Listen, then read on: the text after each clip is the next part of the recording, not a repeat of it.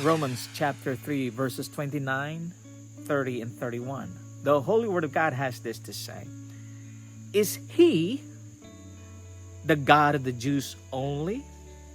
Is He not also of the Gentiles? Yes, of the Gentiles also.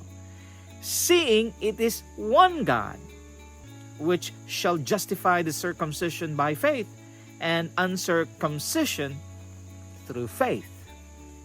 Do we then make void the law through faith?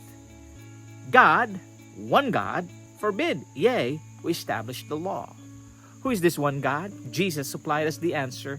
He is the Father and the God of Christ Himself, the only true God, and Jesus, the only true begotten Son. The divine Father begot the divine Son.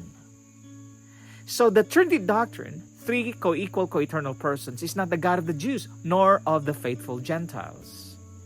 It is the three gods of someone else. It is the three co-eternal, co-equal persons of someone else. It is the three co-essential beings of someone else.